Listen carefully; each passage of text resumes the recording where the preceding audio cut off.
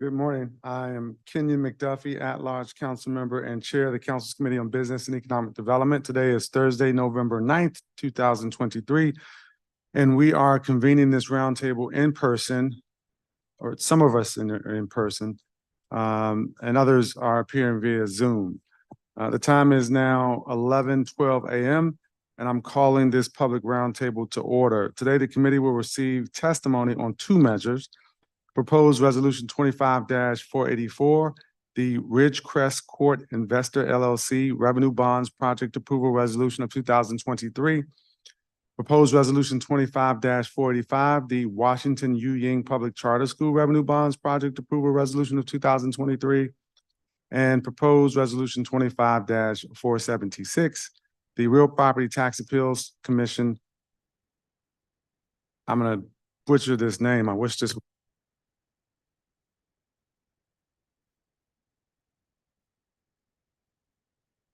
Olufemi Abayomi Paul Confirmation Resolution of 2023. As a reminder, public witnesses will have 3 minutes to provide testimony, and nominee witnesses testifying on their own behalf will have 5 minutes to provide oral testimony. All witnesses should remember to mute their microphones when they are not speaking. And we're going to get started with proposed resolution 25-44, the Ridgecrest Court Investor LLC Revenue Bonds Project Approval Resolution of 2023. Which was introduced on October 17th, 2023 by Chairman Mendelson at the request of the mayor and referred to the Committee on Business and Economic Development on November 7th of this year. If approved, this measure would authorize the issuance, sale, and delivery of tax-exempt revenue bonds, notes, or other obligations in aggregate principal amount not to exceed $20 million to assist the borrower in the financing, refinancing, or reimbursing of costs associated with an authorized project in Ward 8 pursuant to Section 490 of the District of Columbia Home Rule Act. Ridgecrest Court Investor LLC is a wholly owned entity by the NHP Foundation. It's a nonprofit affordable housing developer that has a multi-decade history in the district, including ownership of Ridgecrest Village in the Randall Heights neighborhood. A portion of Ridgecrest Village is being rehabilitated to upgrade both infrastructure and unit level amenities for the benefit of its residents. I'll now call the public witnesses.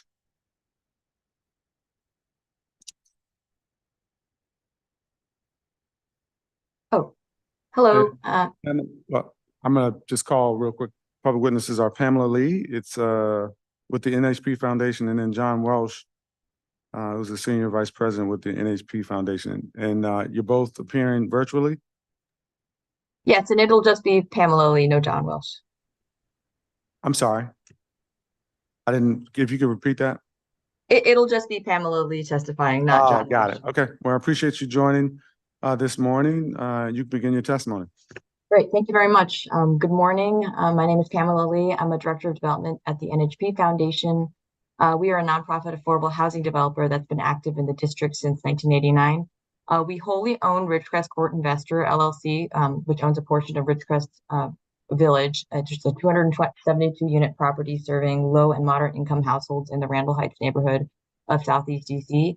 The remainder of the site, which is Ridgecrest Phase 1, is owned by a separate tax credit entity, of which NHP serves as the managing member.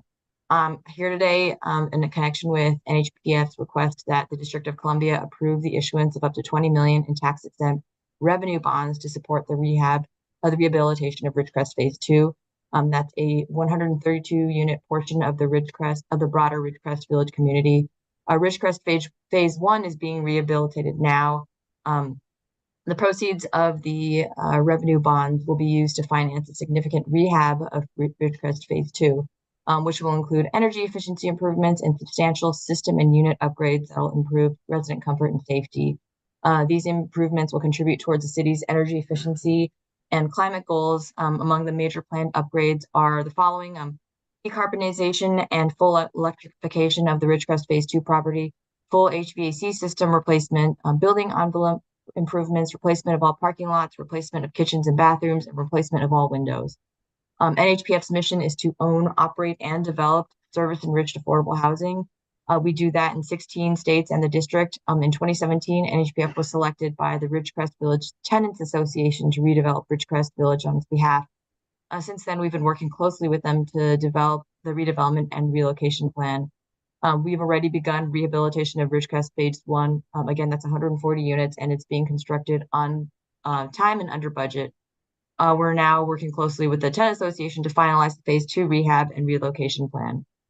We respectfully request that the council support our request for the issuance of up to $20 million in 2023 tax-exempt revenue bonds for Ridgecrest Phase 2. The bonds would not constitute a debt or liability of the District of Columbia and would be repaid solely by Ridgecrest Court Investor LLC as the borrower. We're grateful for the cooperation and responsiveness of the staff of the Revenue Bond Program Office, and we look forward to working with them to complete this important tax-exempt bond financing transaction to support long-term livability and affordability in the district. Thank you. And thank you for your testimony. I appreciate you covering the areas that you covered, which preempts some of the questions I would have otherwise asked. We have your written testimony, which we will incorporate into the record. Just a quick question or two. Have you used the district's revenue bond program before? We have not. We have not. Who's your bond counsel? From Levy? From Reno Kavanaugh. Reno Kavanaugh. Is that the name of the firm or is that the name of the individual? Yeah, the firm is Reno and Kavanaugh, and our attorney is Ephraim Levy. Okay. You know if your firm is a DC-based certified business enterprise? I know they're DC-based. I don't know if they're a CBE. Got it. Okay. One of the things I can follow up. Okay, that'd be great. We've been trying to encourage the deputy mayor's office and others who use the bond program to be more aware of some of the district-based certified business enterprise firms who have the capacity to do these types of transactions. And so I just wanted to ask that question. Perhaps you were familiar with it, but have you all had the opportunity to engage the ANC, or have you been engaged by any ANCs or civic leadership? We've talked to the ANC, I think Lakita Tate. We've talked to her and gotten her support for the redevelopment. Is she the ANC whose single member district encompasses the development? She's a single member district, yeah. Got it. Okay. And do you know if she's provided anything in writing to you? She did provide us with an email support. It was in our package, and I can okay. All right. And I can pull that out. Submitted it. I don't think I've seen it yet. So if you could make sure you send that to the committee, that would be helpful for us to incorporate into the record. Sure. Are you aware of any opposition to future development there? I'm not aware of any opposition to it. We've been working closely with the residents. I know they're they really support it. We're trying to make sure that we are redeveloping it in a way that they can all stay. So we're not raising their rents after they move back in. We're accounting for Okay. Assuming this measure is approved and everything goes well on your end, what's the timeline that you all are looking at in terms of the redevelopment of Ridgecrest? Sure. We're trying to close by the end of this year, and then we would start construction early next year. So ideally, start in January, February, and then it's about a 20-month construction period. So completion in mid-2025. Okay. All right. That I appreciate it. I don't have any additional questions at the moment. If we do, then the committee will be sure to follow up with you. Yeah, please, call me, email me directly. You bet. All right. Thank you for your testimony this morning. Thank you very much. Next, also, I understand appearing virtually, is Stanley Jackson, who's a project manager with the DC Revenue Bond Program within the Office of the Deputy Mayor for Planning and Economic Development. I think Will Liggins is also present, who's the director of the DC Revenue Bond Program. And I'm not sure if you have any other individuals from your office who plan to testify, but before you do so, I'd love to swear you in. Okay.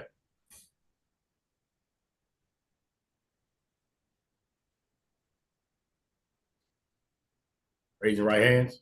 Raise your right hand. Do you each swear or affirm under penalty of law that the testimony you're about to provide to the Council of the District of Columbia and the Committee on Business and Economic Development is the truth, the whole truth, and nothing but the truth?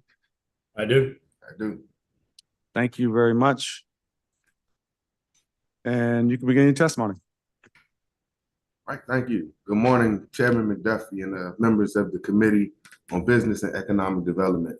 I am Stanley Jackson. I serve as the project manager at the DC Revenue Bond Program, a function within the Office of the Deputy Mayor for Planning and Economic Development. I'm here today testifying to request on behalf of the Ridgecrest Court Investors, LLC, that the council approve the issuance of District of Columbia revenue bonds to Ridgecrest.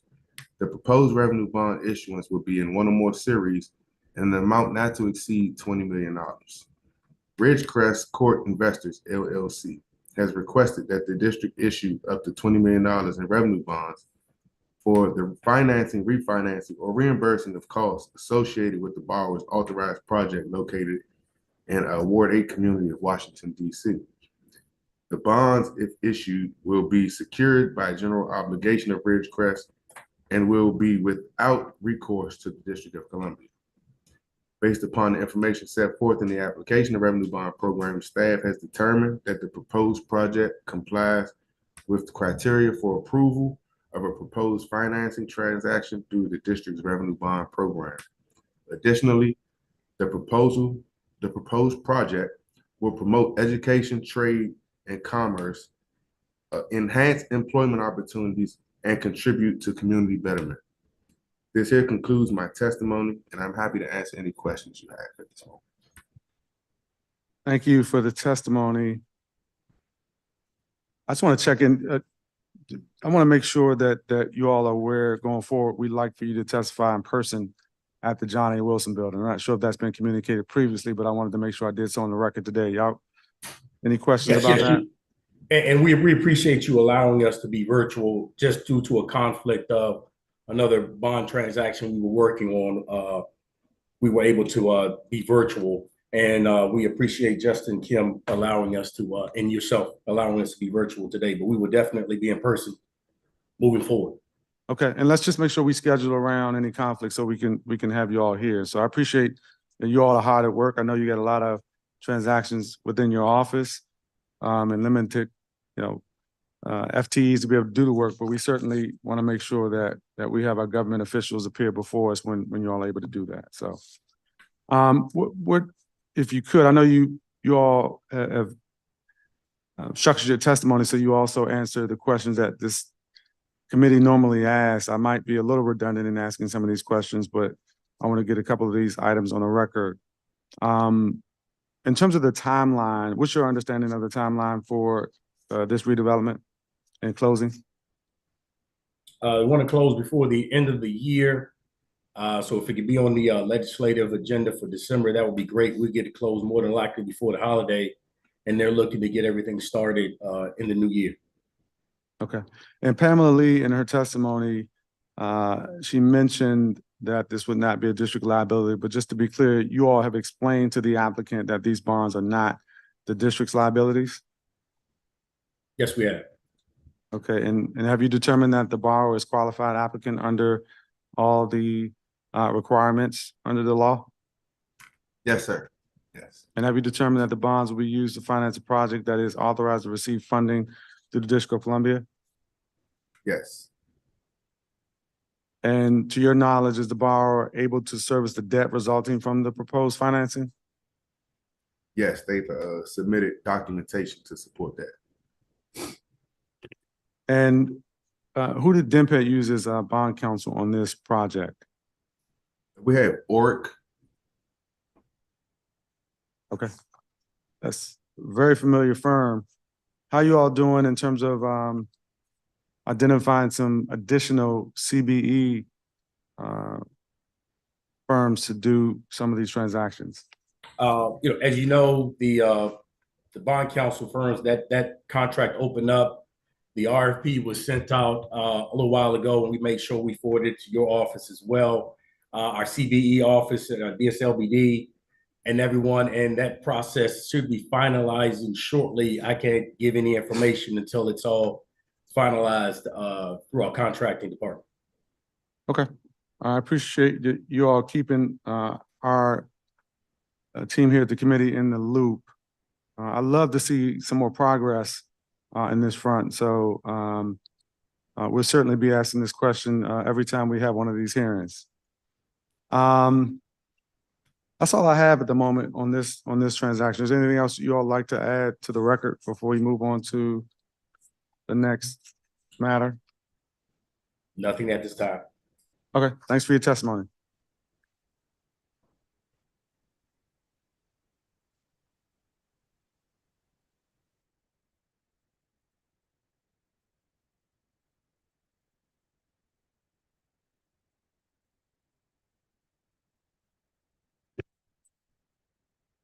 The next matter before the committee is proposed resolution 25-45. The Washington U Public Charter School Revenue Bonds Projects Approval Resolution of 2023. This proposed resolution was introduced on October 17th, 2023 by Chairman Mendelson at the request of the mayor and referred to the Committee on Business and Economic Development on November 7th of this year. If approved, this measure would authorize the issuance, sale, and delivery of tax-exempt revenue bonds, notes, or other obligations in aggregate principal amount not to exceed $44 million to assist the borrower in financing, refinancing, or reimbursing of costs associated with an authorized school expansion project in Ward 5. Washington U provides students in a unique, nurturing Chinese English educational environment. Recently, the school received a 15-year renewal of its charter and approval for a significant expansion of its student body. In preparation for that growth, the school recently acquired property for further development on First Street Northeast. I'm going to call the public witnesses for this matter and ask anybody on the Zoom to mute your microphone if you aren't talking. Carly Fischerow, Executive Director, and Jerry Levine. Yep, that's me. I'm counsel to the school. And will you be testifying solely, or do you both plan to testify this morning? Carly will testify, and I will be available to help and answer any questions you may have. Okay, sounds great. Thanks for being here this morning. You can begin your testimony. Great. Thank you so much, Councilmember McDuffie, and members of Councilmember McDuffie's team and staff. I want to start, of course, by expressing our gratitude for the cooperation and responsiveness of the Revenue Bond Program Office. In particular, William Liggins has been exceptionally cooperative and helpful throughout this process. We also are looking forward to continuing to work with them and members of your team as we bring this important tax-exempt bond financing transaction forward for our school. My name is Carly Fischerow, and I'm the Executive Director for Washington U Public Charter School. Washington U is the fee simple owner of the school's facility site located at 220 Taylor Street Northeast and is planning on developing a nearby second expansion site at 4350 First Street Northeast at the former Kirov Ballet Academy. I am here today in connection with our school's request that the District of Columbia approve the issuance of the tax-exempt revenue bonds in an aggregate principal amount not to exceed $44 million. The proceeds of the bonds will be used to finance or reimburse the school and the borrower for certain costs of refunding and refinancing the school's existing 2012-2014 revenue bond financing for our Taylor Street facility, developing and constructing our soon-to-be acquired First Street site, which we have now acquired and are in midst of construction, and then funding any credit enhancement costs, liquidity costs, or debt service reserve funding related to the bonds, and finally paying the costs of issuance and other related costs to the extent permissible related to the bonds. The mission of Yu is to inspire and prepare young people to create a better world by challenging them to reach their full potential in a nurturing English and Chinese educational environment. Washington U has recently purchased a portion of the existing lot previously owned by Washington Latin PCS, located at 4301 Harewood Road, and the sale closed at the end of September. after our completed subdivision. The subdivision was recorded on August 31st, 2023, dividing the overall property into 3 record lots so that Yu Ying owns a total of 24,864 square feet at 4350 First Street Northeast. This is where we'll build a 30,000 square foot early learning campus to serve pre-K3, pre-K4, and kindergarten, which will be an expansion of our current Taylor Street facility. Washington Yu Ying recently received a 15-year renewal of its charter from the authorizer, DC Public Charter School Board, as well as approval to increase our enrollment ceiling to more than 950 students in the coming years. Yu Ying was a member of the pilot Equitable Access Preference cohort and intends to continue to pursue this important lottery preference to serve more students designated at risk. And we're excited to provide our program to the many students in the city who want access to it. We also continue to perform well academically and have a high family demand as demonstrated by our enrollment. Accordingly, we respectfully request that the council support our request for the issuance of up to $44 million in the 2023 tax exempt revenue bond for our 2 facilities. Thank you for your time. And thank you for your testimony. I'm very familiar, having been the former Ward 5 council member. I'm familiar with Washington Yu Ying and the great work happening on the campus. In terms of the First Street location, how is this going to add to your ability to educate students and provide meaningful opportunities for families in the District of Columbia? How many additional seats are you talking here? Yeah, thank you for asking. So by the time we're at our new enrollment ceiling in 2030, we'll serve 967 students, which is an increase of about 330 from our current enrollment ceiling. So we're currently at 634, and by the time we're at full enrollment in SY 2030, we'll be at 967. Okay, and you all have used the District Revenue Bond Program previously, correct? That's correct. Yeah, that's the correct, Councilmember McDuffie. We issued the bonds originally in 2012, and then we reissued them in 2021 to make some modifications of the loan terms. To the existing building? That's correct. Okay, got it. Any ANC feedback that the committee should be aware of? Any support, opposition that either of you all are aware of in terms of the proposed project that these bonds will fund? We received a letter of support from the ANC for this program, and I believe it was included in our application. But if it was not, then we'll make sure that you receive a copy of it. We have a wonderful ANC and have worked really closely with particularly our new commissioner, Commissioner Boston, as well as our adjacent commissioner, Commissioner Ture, and all of 5A throughout this process. Sounds good. When do you plan on closing? We're scheduled to close by December 31st, Council Member. We have started to prepare loan documents and bond documents, and our bond counsel firm is Oric, and mostly working with Darren Glimpf over there, and we anticipate being able to close by the year end. Okay, all right. And I know that Darren Glimpf is with Oric. Is your firm a certified business enterprise in the District of Columbia?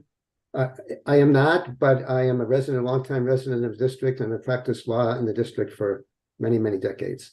Oh, excellent, excellent. I'm glad to hear that you're a resident of the district. I don't have any additional questions for you all. Is there anything else you would like to add to the record before I turn to the government witnesses? No, thank you. Again, we're just Thank you. appreciative of the team. Well, I also want to point out your staff. Jose Souza has been very helpful to us, and we very much appreciate it. Okay, I appreciate you mentioning that. I'll turn now back to our government witnesses for the Office of the Deputy Mayor for Planning and Economic Development. I think we still have both William Liggins and Stanley Jackson present with us. No need to swear you in again. You all can begin your testimony. Thank you. Good morning, Chairman McDuffie and members of the Committee on Business and Economic Development. I'm Stanley Jackson again. I serve as the project manager in the DC Revenue Bond Enterprise Zone Program, a function within the Deputy Mayor's Office for Planning and Economic Development. I am testifying today to request on behalf of the Washington Yu Ying Public Charter School that the council approve the issuance of District of Columbia revenue bonds to Yu Ying Public Charter School. The proposed revenue bond issuance will be in one or more series in an amount not to exceed $44 million. Washington U. Ying has requested that the district issue up to $44 million in revenue bonds in one or more series for the financing, refinancing, or reimbursing of costs associated with the borrower's authorized project located at 4301 Harewood Road in Northeast Ward 5. The bonds, if issued, will be secured by general obligation of U. Yang and will be without recourse to the District of Columbia. Based upon the information set forth in the application, the Revenue Bond Program staff has determined that the proposed project complies with criteria for approval of a proposed financing transaction through the district's Revenue Bond Program. Additionally, the proposed project will promote education, trade and commerce, enhance employment opportunities, and contribute to community betterment. This here concludes my testimony, and I'm happy to answer any questions you have at this moment. Thank you for your testimony, Mr. Jackson. You will be familiar with these questions once again, but what's the timeline in terms of closing, to your knowledge? Well, like they said, we want to close towards the end of the year so that they can begin project construction early in 24. Okay, and you've explained to the applicant that the bonds are not a liability to the District of Columbia? Yes, sir. And have you determined that the borrower is a qualified applicant under the applicable requirements and laws? Yes, yes, sir. And have you determined that the bonds will be used to finance a project that is authorized to receive funding through the District of Columbia? Yes, And is the borrower, to your knowledge, able to service the debt resulting from the proposed financing? yes. They've shown evidence that they can support this transaction. Okay, and who did your office use as bond counsel on this project? We have ORIC as our bond counsel here as well. Or, okay, so ORIC once again, this project. All right, anything else that you'd like to add to the record beyond what you've already testified to? I don't have any additional questions at the moment. No, thank you. Appreciate it. Okay. Thank you very much for your testimony.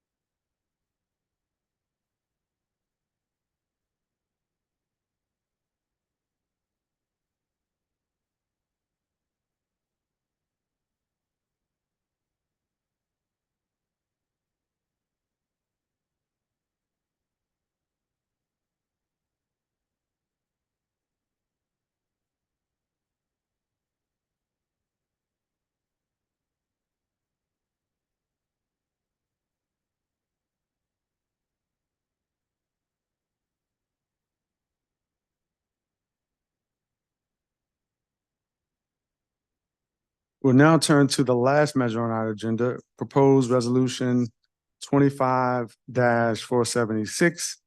The Real Property Tax Appeals Commission, Olufemi Abayomi Paul, confirmation resolution of 2023, which was introduced on October 12th, 2023 by Chairman Mendelson at the request of the mayor and referred to the committee on October 17th, 2023.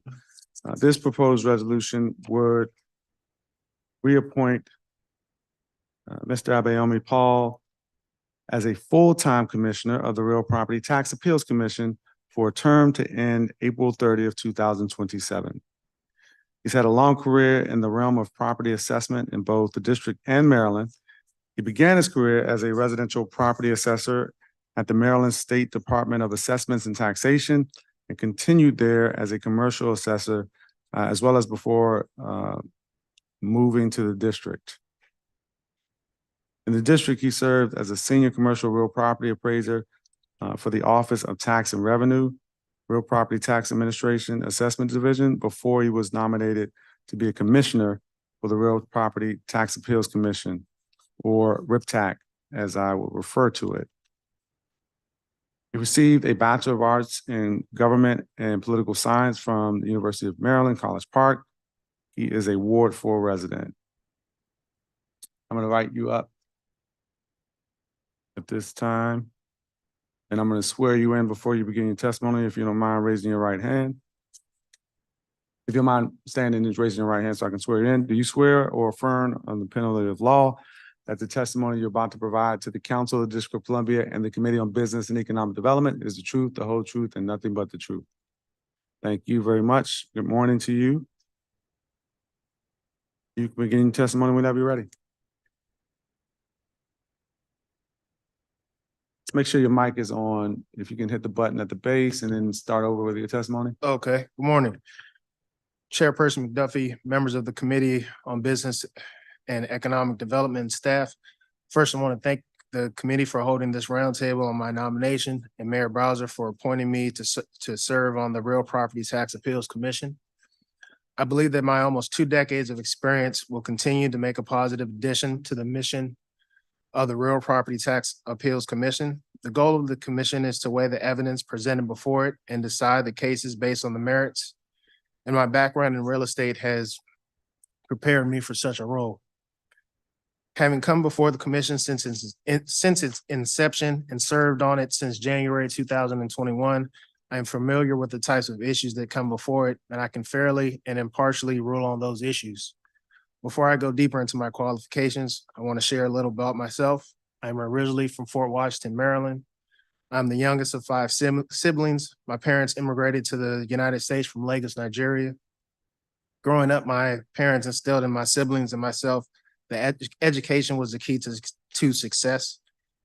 I graduated from the University of Maryland, College Park. I received a Bachelor of Arts in Government and Politics. I have lived in the District of Columbia since 2017, and I have over 16 years of experience working in the real estate field, including the valuation of residential, commercial, hotel, and industrial properties.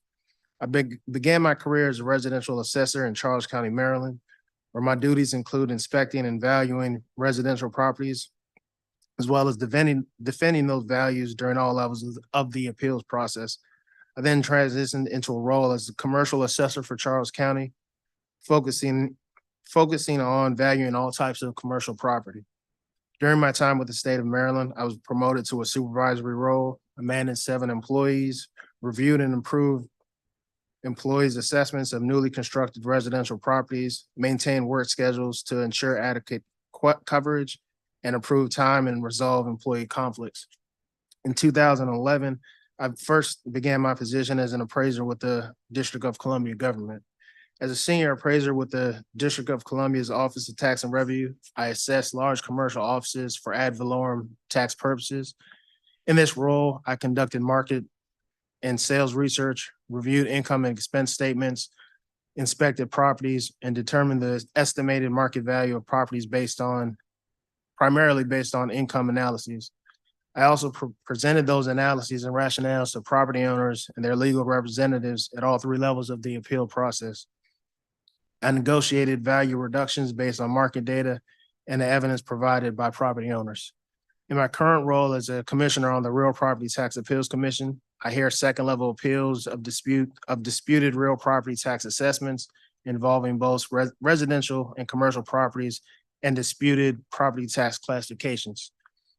I question representatives from the district's Office of Tax and Revenue and petitioners appearing before the commission regarding the accuracy of the information presented in hearings. I deliberate with other panel members and compose opinions explaining the rationale of decisions. I research comparable sales, market trends, and relevant appraisal theory to support conclusions. I draw on my knowledge of real estate transactions and property values trends in the District of Columbia's real estate market to judge the accuracy of the estimated market values presented during hearings. Throughout my professional career, I've taken several courses offered by the International Association of Assessing Officers, the Appraisal Institute, the Uniform Standards of Professional Appraisal Practices, to keep myself apprised of developments and best practices. I appreciate your consideration. This concludes my testimony, and I welcome any questions you have. Thank you for your testimony this morning. I have very few questions, given the fact that you are here for a re-nomination. You also answered all of our pre-hearing or pre-roundtable questions that we provided to you earlier. So thank you for providing that. Those questions and answers are going to be incorporated into the record of this roundtable. I'm going to ask you some standard questions, though, just to make sure that the answers are still consistent and accurate. Are you a district resident? And if confirmed, do you intend to reside in the District of Columbia for the entirety of your appointment? Yes, I do. And which ward do you currently live in? I'm in Ward 4. If you could just a little closer to the mic. Excuse me, I'm Ward 4. In Ward 4. Got Yes. it. Have you been, or are you, or a member of, I'm sorry. Have you been, or are you a member of any district government board or commission besides the one that you've been nominated for? No, I'm not. Do you or does any member of your immediate family have any interest, financial or otherwise, that may directly or indirectly pose a conflict of interest for you in the performance of your duties? There's no conflicts. Are you an attorney? And if so, are you a member of any state bar? No, I'm not. Do you have any outstanding liability for taxes, fees, or other payments to the District of Columbia, federal government, or state, or any other state or local government, either contested or uncontested? I do not.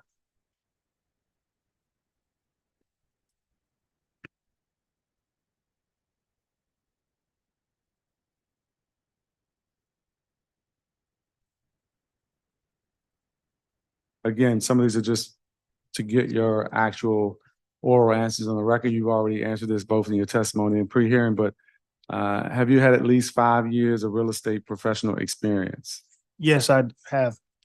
And you spoke to your extensive experience, both in your written testimony and what you provided orally here today.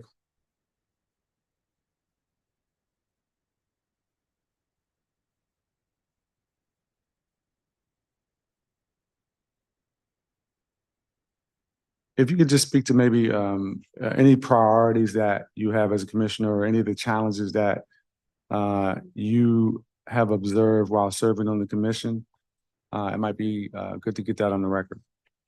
I guess my priorities as far as being a commissioner is we always are looking to that statutory deadline of February 1st to get all of our appeals out, have all our hearings. And that has been, since I've been serving, the most important thing is trying to complete my work in a timely manner so that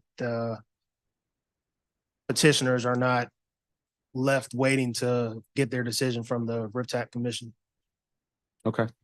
And I'm sure you know what I think a lot of people have been reading about in the news post-pandemic about certain segments of the district's commercial real estate market and the significant pressures that are occurring given the work patterns with people working remotely. In terms of just some of the assessments, are you seeing this resulting in any additional appeals? Are you all seeing an increase in appeals on the commercial side of things recently, or no? No, I think the levels have been pretty consistent from since I've started in 2021. I guess that was already in COVID time, so we've been consistent since then. Okay.